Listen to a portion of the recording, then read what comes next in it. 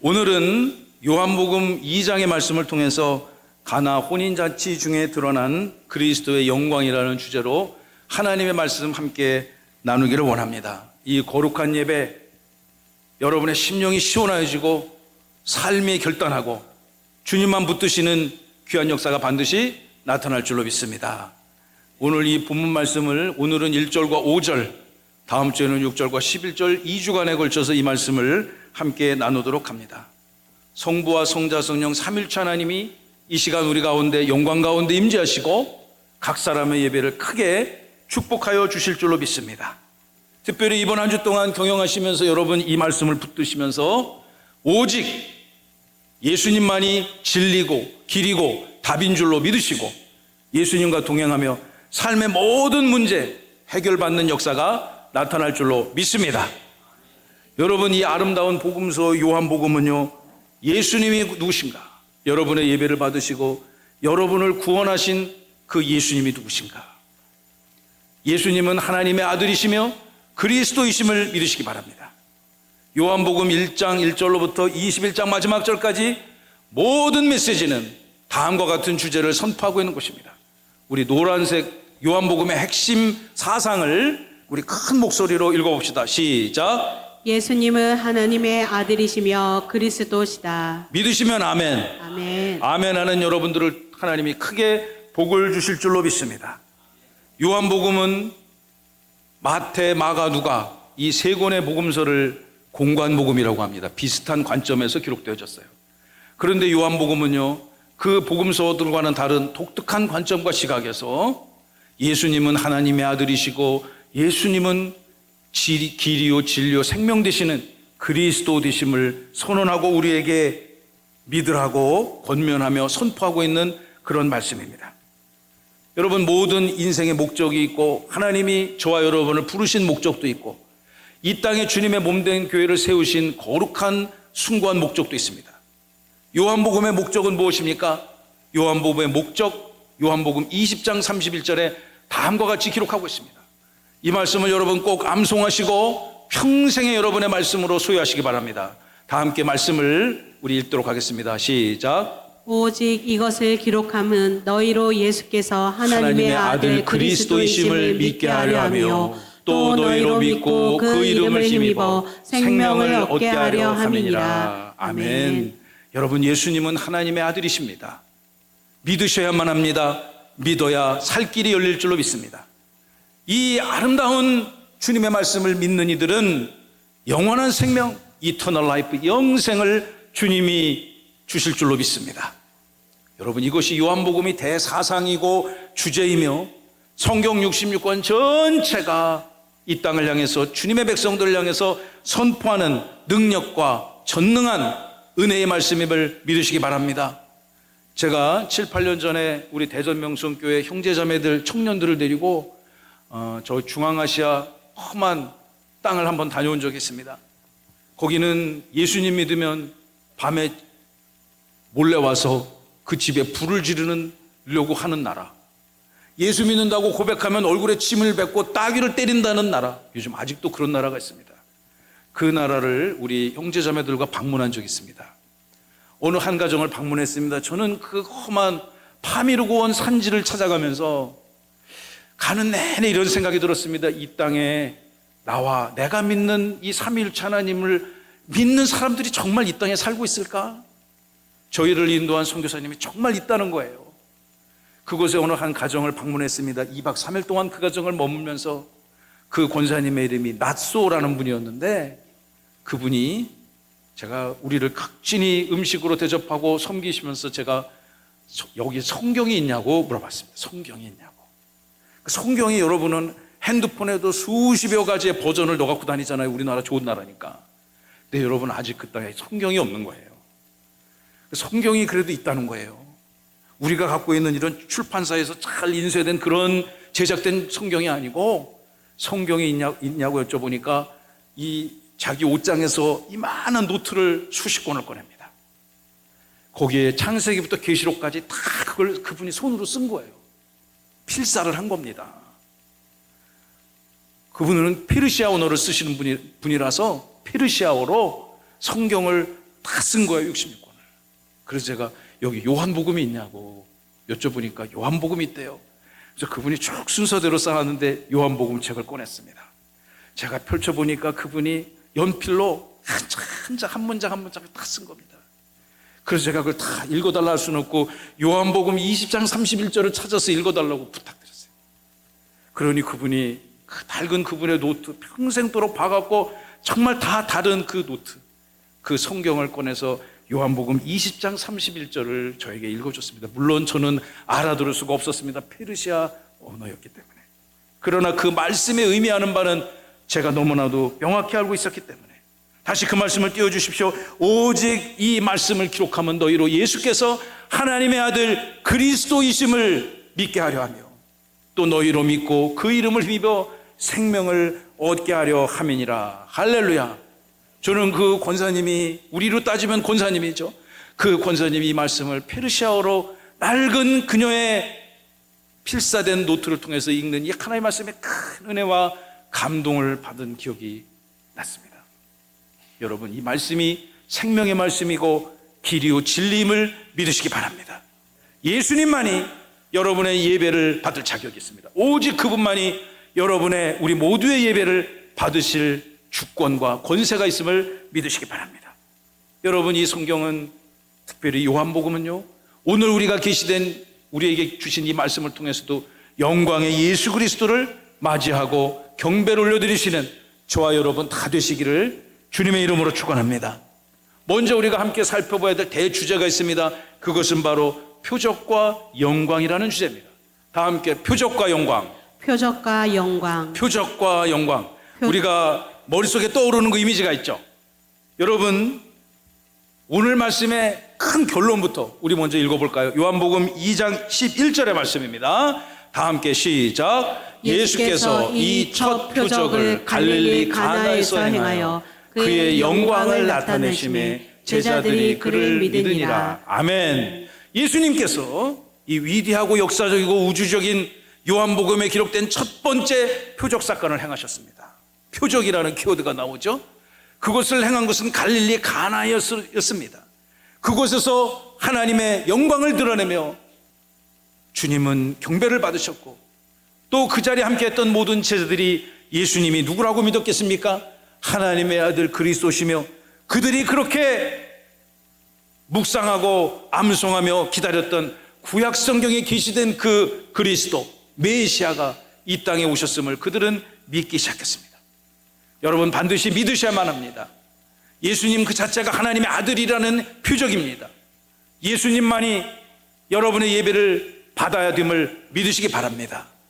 제가 요한복음 전체 구조를 설명하는 한 장의 슬라이드를 만들었는데요, 여러분, 요한복음 전체는 특별히 1장부터 12장은 표적, 예수님의 7가지 표적 사건을 다루며 그분이 하나님의 아들이시며 그리스도라는 진리를 우리에게 전하고 있습니다. 그 후반부에 13절부터 21절은 예수님의 설교와 예수님의 십자가 사역 그리고 부활하시고 승천하시는 모든 과정을 통해서 영광 받으실 분은 오직 예수 그리스도 한 분만임을 우리에게 증언하고 있습니다. 그러므로 오늘의 본문뿐만 아니라 요한복음 전체를 읽으면서 표적을 통해서 우리는 예수 그리스도를 만나야 되고 그 예수 그리스도를 통해서 여러분의 모든 전위격 삶을 통해서 영광을 얻으시는 위대한 역사가 나타날 줄로 믿습니다. 여러분, 표적은 영어로 사인이라고 하고요, 헬라어 성경, 원어 성경에는 저렇게 쓰는데 어떻게 읽느냐? 우리 한번 발음해 볼까요? 시작. 세메이온. 발음 좋으시네요. 세메이온. 하나님 앞에 우리가 올려드려야 될 영광, 하나님이 받으셔야 되는 그 영광은 저렇게 씁니다. 영어로는 글로리라고 하잖아요. 여러분, 독사. 시작. 독사. 저 사람 참 독사 같네. 그런 독사가 아닙니다. 사람에게 무는 독이든 뱀을 독사라 하지만 여러분, 헬라어 말로 저렇게 쓴 독사, 하나님의 영광이라는 뜻입니다. 세메이온과 독사, 여러분의 삶에 영영히 빛나시기를 주님의 이름으로 축원합니다. 여러분, 이 요한복음에는요 1장부터 12장까지 예수님의 7가지 표적 사건이 계시가 되어져 있습니다. 오늘 우리가 읽어보면 가나의 혼인잔치에서 물을 포도주로 바꾸는 사건으로부터 여러분 너무너무 잘 아시잖아요. 베데스다 연못가에서 38년 된 병자를 고치십니다. 또한 오병이어로 수만 명의 사람을 배불리게 먹이셨습니다. 베다니에서는 죽은 나사로를 살려주셨습니다. 사도 요한은 기록하기를 예수님께서 이것 말고도 수도 없이 많은 이적과 표적 사건을 행하셨다. 그러나 그는 성령의 영을 받아서 요한복음 전반부에 이 7가지 예수님이 직접 행하신 창조주, 구원자, 전능자로서의 이 표적 사건을 통해서 우리가 그분을 하나님의 아들로 믿게끔 진리의 길로 인도하고 있음을 사랑하는 성도 여러분 믿으시기 바랍니다. 여러분, 표적이라는 것은 무엇입니까? 다음 그림을 보시면 표적은 우리가 길가에 도심을 나가게 되면요, 도심을 나가게 되면 여러 가지 교통 쌓인물이 보이지 않습니까? 그 쌓인물을 방향을 따라서 직진하면 광화문이 나오고 우회전하면 종로구청이 나오겠죠. 세종에도 이런 표지판이 많이 있습니다. 좌회전하면 정부 청사가 나오고 직진하면 대전으로도 가고 공주로도 가고 청주로도 가겠죠.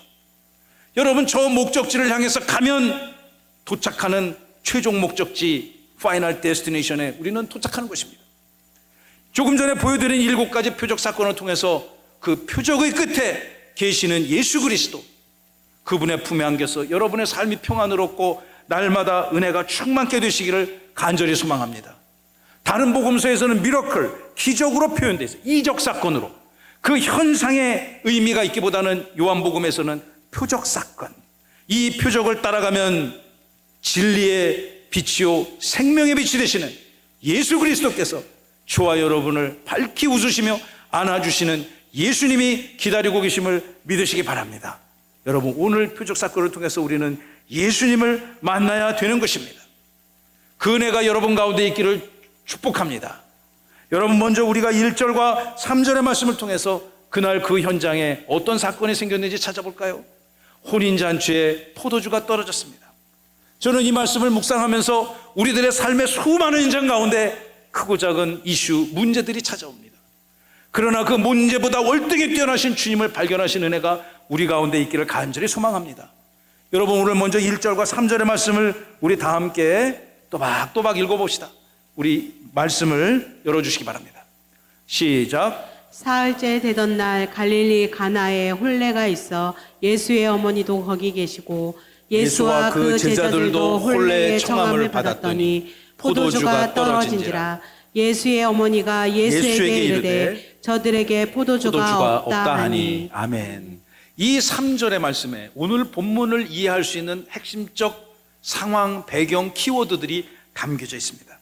먼저 시간적 배경을 살펴보면 사흘이 지난 후에 어떤 사건으로부터 사흘이 지났을까요? 오늘 읽은 본문 바로 앞에 있는 1장의 맨 마지막 사건, 특별히 빌립과 나다나엘이 주님의 제자가 된 이후 3일이 지났고, 3일이 지나고 나니까 예수님께서 예수님의 어머니, 수많은 제자들, 또 있는 그 갈릴리 가나의 혼인잔치에 초청받아 가게 되셨습니다. 그 현장에는요, 혼인 관계자가 있었습니다. 신랑과 신부가 있었을 것이죠. 혼주가 있었을 것입니다. 그 파티를 책임지고 있는, 피로연을 책임지고 있는 연회장이 있었을 것이고, 그 현장에서 일하는 수많은 사람들이 있었을 것입니다. 이 각 사람의 행동 양태에서는 우리가 다음 주에 살펴보기를 원하는데, 이러한 배경 속에서 어떤 사건이 발생했는가? 여러분, 3절의 말씀을 우리는 주목해야 될 필요가 있습니다. 3절의 말씀 다 함께 읽어보기를 원합니다. 시작. 포도주가 떨어진지라. 예수의 어머니가 예수에게 이르되 저들에게 포도주가 없다 하니. 여러분, 머릿속으로 한번 이미지를 그려보십시오. 흥겨운 결혼식장에 이제 피로연이 잔치가 벌어지고 있습니다. 잔치가 왁작지껄하게 음악도 있고 춤을 추는 사람도 있고요, 또 풍성한 음식이 교제가 되고 있었을 것입니다. 제가 과거 이스라엘을 방문했었을 때 어느 한 가문이 모여서 잔치를 벌이는 것을 본 적이 있습니다. 어느 호텔 가든 뒤를 빌려가지고 정말 밤새도록 새벽까지 춤추고 서로를 축복하고 박수치며 노래 부르고 춤추는 모습을 지켜봤습니다. 이방인인 저도 초청을 받아서 오늘 예수님과 마리아처럼 제자들처럼 초청을 받아서 그곳에 가서 저녁을 먹게 됐습니다. 제가 물어봤습니다. 지금 무슨 파티를 하는가? 우리로 따지면 성년식 같은, 그 집에 귀한 자녀가 이제 어른이 되었다는 것을 축복하면서 아마 생일잔치 같은 걸 하는 것 같아요. 여러분, 제가 그때 이 갈릴리 가나 혼인 잔치에서도 아마 이렇게 이 사람들이, 유대인들이 이렇게 잔치를 벌였겠구나. 여러분, 근데 그 잔치에 포도주가 떨어진 사건이 생겨났습니다. 예수님이 첫 번째 표적 사건은 갈릴리 가나의 혼인 잔치에서 포도주가 떨어진 사건에서 주님이 당신의 영광과 위엄을, 권세를 어떻게 드러냈는가, 이 사건을 통해서 어떤 결과가 생겨났는가를 오늘 본문이 우리에게 증언해 주고 있습니다. 여러분, 제가 이 본문을 읽다가 여러 가지 책들을 찾아보니까 유대인들에게 있어서 결혼 문화는 대단히 특별한 것이었고, 파티를 한 번 시작하면 최장 일주일간 이 파티를 지속하는 경우도 있으며, 심지어 포도주가 떨어진 사건이 발생하면 혼주가 고소를 당하는, 송사를 치러야 되는 그런 경우도 있다는, 그런 문화가 있다는 것을 제가 알게 되어졌습니다. 그러므로 혼주와 연회장 입장에서는 이 풍성하게 포도주를 공급해야 되는 그런 의무가 있는 것인데, 안타깝게도 이 오는 손님의 그 예측을 잘못했는지 아니면 너무 많이 먹었는지 여러분, 포도주가 떨어지는 사건이 발생했습니다. 여러분이 잘 아시는 것처럼 예수님이 그 물을 포도주로 바꾸는 역사를 감당하게 된 거죠. 저는 이 말씀을 묵상하면서 이런 생각을 하게 됐습니다. 여러분, 이 잔치 자리에 없어서는 안 되는 귀한 풀수품이 다 부족하게 된 거죠. 구약성경을 읽어보면은 이 포도주가 특별한 의미가 있다는 것을 알 수 있습니다. 전도서 10장 19절에 보면 잔치는 희락을 위하여 베푸는 것이고 포도주는 생명을 기쁘게 하는 것이다. 여러분, 이 말씀을 기억하고 집에 가서는 포도주를 다 잡수시지 마시고, 뭐 건강 혈액순환으로 그걸 잡수시는 분도 있겠지만, 여러분, 이 말씀이 왜 계시가 되어졌는가를 우리는 살펴봐야 됩니다. 여러분, 물을 포도주로 바꿀 수 있는 사람이 있을까요? 말 한마디로, 즉시로 물을 포도주로 바꿀 수 있는 권세와 능력이 있는 분은 동서고금을 막론하고 없습니다. 이 일을 가능하게 한 분은 오직 살아계신 하나님, 창조와 구원의 주권자가 되시는 예수 그리스도, 그분 한 분 외에는 없다는 것을 믿으시기 바랍니다. 여러분, 우리가 시간, 공간, 인물적 배경, 상황적 배경을 살펴보았습니다. 우리 그 다음 말씀을 통해서 함께 살펴보기를 원하는데, 여러분, 우리 인생 가운데는 크고 작은 이슈, 문제들이 발생하는 것입니다. 포도주가 떨어졌어요. 여러분, 어떻게 될까요? 주문하면 되죠. 요즘 우리 대한민국이 풍요로운 사회에서 사는 우리 어린이들은 주문하면 24시간 편의점에서도 팔지 않을까요? 저는 사본 적이 없어서 잘 모르겠습니다만 팔 것 같아요. 왠지 가서 사오면 되겠죠. 어느 날 제가 새벽 3시 넘어서까지 일을 하고 있는데 제 딸이 배고프면서 육회를 먹고 싶다는 거예요. 육회. 그래서 이 사람아, 새벽 3시에 어디 가서 육회를 구해오냐. 너네 엄마는 한번 잠들면 깨지 않는 사람이고 지금 육회를 만들 수도 없고 방법이 없다, 자야 된다, 라면이나 끓여 먹어라. 그러니까 하는 말이, 아빠 주문하면 온다는 거야. 배달의 민족이기 때문에 주문하면 온대. 야, 설마 오겠나? 여러분, 새벽 3시에도 육회를 항상 찾아서 만들어주는 나라가 우리 대한민국 아닙니까? 그러나 2000년 전 이 가나의 혼인잔치에는 그러한 것이 공급될 수 없는 환경이잖아요. 파티가 한참 떨어졌는데 어디 가서 주문해서 사갖고 올 수도 없고 난감한 상황입니다. 기다릴 수가 없습니다. 여러분, 그때 어떻게 해야 될까요? 여러분 인생 가운데, 잔치 현장 가운데 여러분 흥겹게 잔치를 치렀습니다. 그런데 그 잔치의 기쁨이 영원한 곳이 있습니까? 잔치가 끝나고 나면, 그 화려한 파티를 벌이고 나면 찾아오는 인생의 수많은 공허감은 여러분 무엇으로 감당해야 되겠습니까? 가끔씩 연예인들이 그러한 것들을 이기지 못해서 약물에 취하거나 심지어 자기의 생명을 끊는 안타까운 경우도 있지 않습니까?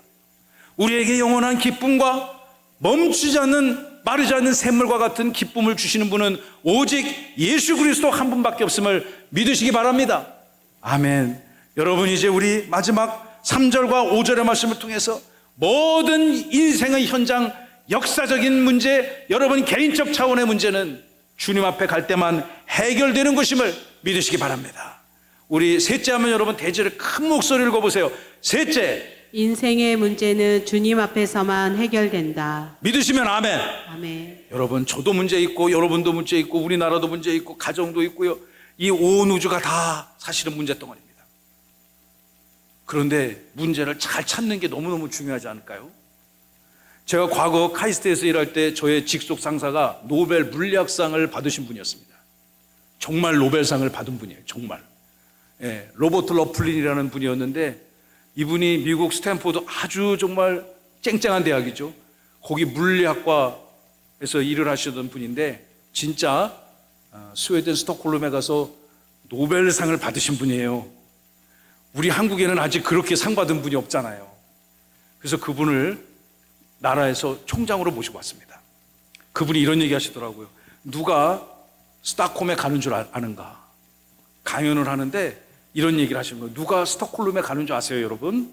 여러분, 누가 노벨상 받으러 스톡홀름에 갈까요? 대부분의 사람들이 한국 교육은 이 문제를 잘 푸는 교육에 집중하지 않습니까?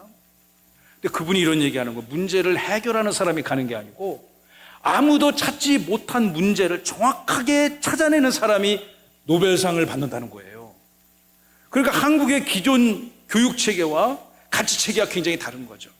그러니까 자기가 그 문제를 해결하지 못한다 할지라도 나는 이러한 문제를 인류 역사상 처음으로 규명하였고 이러한 것이 문제가 있다는 것을 알게 되었고 이러한 것이 나는 이렇게 이런 솔루션을 제시하고 싶다라는 것을 정교한 논문으로 잘 정립한 사람이 그러면 스톡홀름에서 노벨 프라이즈 커미티에서 전화가 온다는 거예요.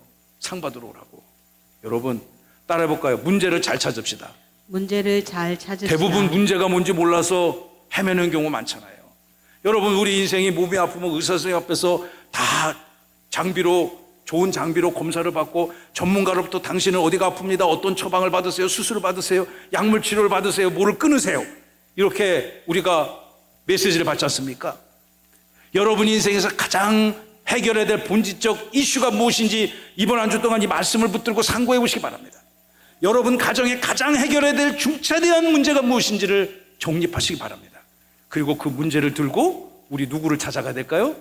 살아계시고 영원하신 길이요 진리요 생명이 되시고 온 우주 만물의 창조자요 주권자가 되시는 예수 앞에 여러분의 인생을 내어 맡기시는 은혜가 있기를 주님의 이름으로 축원하고 축복합니다. 여러분 3절의 말씀을 다시 한번 읽어봅시다. 포도주가 떨어졌습니다. 그런데 예수의 어머니가 예수님에게 이렇게 물어봅니다. 이렇게 말하기 시작합니다. 저들에게 포도주가 다 떨어졌습니다. 왜 그걸 아들인 예수에게 얘기했을까요? 1번 예수님이 포도주를 다 잡수셨다. 2번 예수님의 제자들이 다 먹었다. 1번도 2번도 아닐 것입니다. 성경이 그것을 말하고 있지 않습니다. 여러분 이 문제가 생겼다면 누구에게 찾아가야 될까요? 제가 이 현장에서 이루어지면 먼저 그 파티를 주관하는 연회장에게 찾아가야 되지 않겠습니까? 아니면 최소한 신랑 아버지에게 신부 어머니에게 찾아가서 이 상황을 알려줘야 되지 않겠습니까? 그런데 마리아는요 이 문제를 해결해 달라고 아들에게 말합니다. 아들이 누굽니까? 보통 아들이 아닙니다.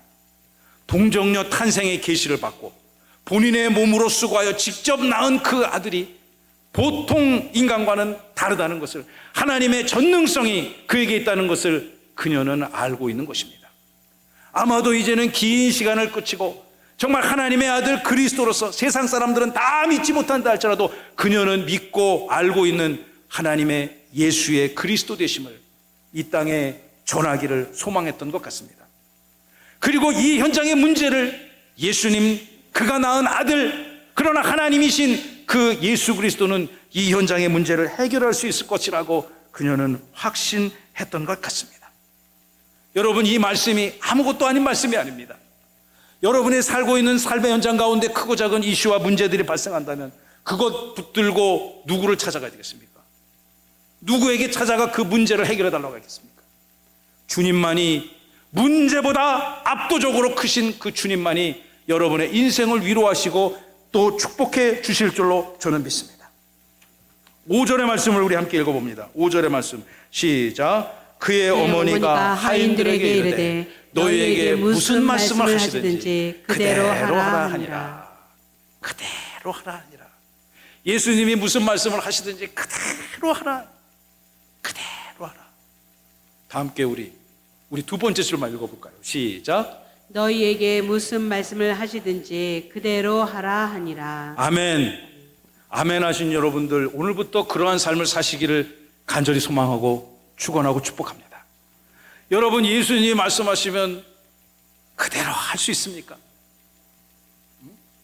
그런데요, 저기요, 제 생각에는요, 그건 아닌 것 같은데요. 우리 인생 그렇습니다. 주님께서 저를 주의 종으로 부르셨을 때도, 저희 스승 목사님을 통해서 저를 부르셨을 때 제가 그대로 하지 않았습니다. 그대로 하지 않고 무려 10년을 넘게 버틴겼습니다. 그러나 결국 주님께서 계획하신 대로, 주님이 섭리하신 대로 저의 인생이, 또 여러분의 인생이, 우리 주님의 몸된 교회가 운행되어짐을 여러분 믿으셔야만 합니다. 주님이 말씀하실 때 그대로 한다면, 우리가 다음 주에 여러분 함께 묵상할 이 주님이 말씀하신 것 그대로 한다는 것이 얼마나 위대한 신앙의 고백인지는, 얼마나 위대한 삶의 모습인지는 우리가 다음 주에 함께 묵상해 볼 텐데요. 여러분, 오늘은 여기까지만 하려고 합니다. 여러분의 크고 작은 모든 인생의 문제를 주님 앞에 내어 맡기시는 은혜가 있기를 간절히 소망합니다. 요한복음의 가장 핵심적 사상과 주제가 무엇입니까? 표적과 영광을 통해서 우리는 예수 그리스도만이 저와 여러분의 주인이시고 여러분을 구원하신 주권자가 되시며 영광 받으실 하나님이심을 날마다 고백하시는 은혜를 축복합니다. 여러분 삶에 있는 크고 작은 문제들이 있습니다. 건강의 문제가 있습니다. 우리 사랑하는 성도들 가운데도 지금 항암 치료받는 분도 있고 수술을 대기하는 분도 있고요, 또 병원에서는 어렵다 하지만 그래도 하나님 앞에 날마다 붙들고 살아가는 귀한 예배자도 이 자리에 함께 있습니다. 여러분의 자녀들의 문제는 어떻습니까? 원근각지 군대 간 아들 우리가 무슨 수로 지킵니까? 그리고 멀리 집 떠나 유학하고 있는 사랑하는 아들, 딸들 우리가 무슨 수로 지킵니까? 그 삶의 현장에 우리가 알 수 없고 헤아릴 수 없는 측량한 문제를 하나님이 넘치도록 우리의 삶을 위로하사 문제를 해결하시고 도와주시고 지켜주실 줄로 믿습니다. 여러분, 인간관계의 문제는 어떻습니까? 세상 살아가며 부부간의 관계가 파괴되어졌거나 또는 직장 생활하며 상사와 또 부하 직원과의 관계가 파괴되어졌을 때 참 삶이 괴롭지 않습니까? 물질의 문제는 어떻습니까? 여러분, 이 문제도 역시 하나님 앞에 여러분의 인생이 주님 앞에 여러분 감추고 숨길 것이 무엇이 있겠습니까? 주님 앞에, 주님, 저는 이런 문제가 있습니다. 저의 이 연약함을 저는 해결할 능력이 없습니다. 재주가 없습니다. 권세가 없습니다. 그러나 저를 구원하시고 주님의 몸된 백성으로 교회를 섬기고 예배하는 주의 백성으로 삼아주셨으니 저의 인생에 하나님의 은혜와 위로를 허락하여 주옵소서. 저는 이렇게 사랑하는 성도 여러분, 이번 한 주간 깊이 여러분의 삶을 헤아리시며 여러분의 삶의 문제를 주님 앞에 가지고 나가시기를 간절히 소망하며 이 말씀을 준비했습니다. 사랑하고 친애하는 성도 여러분, 우리는 주님만 바라봐야 될 줄로 믿습니다. 다른 곳에 답이 없습니다. 다른 곳에 진리가 없습니다. 예수님의 육신의 어머니 마리아가 이 갈릴리 가나 혼인잔치에 생긴 이 결정적인 문제를 해결하기 위해서 아들 예수를 찾아가 이 문제를 고했듯이, 그리고 그가 이렇게 얘기하지 않습니까? 무슨 말을 하든지 그대로 하라. 사랑하는 성도 여러분, 예수님 앞에 찾아가 예수님의 말씀 붙들고 성령의 말씀을 붙들고 그대로 살아갈 때 여러분 험산 준령이 평지가 될 줄로 믿습니다. 그 은혜 믿음으로 이번 한 주간 사십시오. 날마다 주님의 영광을 선포하며 사십시오. 여러분의 삶이 주님의 표적이 되시기를 간절히 소망합니다. 주님이 여러분의 인생을 얼마나 기뻐하시겠습니까? 내가 저 인생을 구원하기를 정말 잘했다고 주님은 여러분의 삶을 통해서 영광을 받아주실 줄로 믿습니다. 여러분의 인생이 표적이 되고 여러분의 삶을 통해서 그분은 넘치도록 부족함 없이 풍성히 영광만 받으셔야 될 줄로 믿습니다. 이번 한 주 동안 세상 그 어떤 것도 여러분의 관심과 여러분의 시간과 영혼을 사로잡을 수 없습니다. 오직 주님만이 여러분의 인생과 영혼이 전인격이 초점을 맞추시고 주님의 능력으로 이 땅에서의 모든 삶의 문제도 해결받고 하나님이 내 인생을 이렇게 도와주셨습니다. 영광의 하나님을 증거하고 관장하는 세종명성교회 사랑하는 모든 교우가 되시기를, 주님의 백성이 되시기를 예수님의 이름으로 축원하고 축복합니다.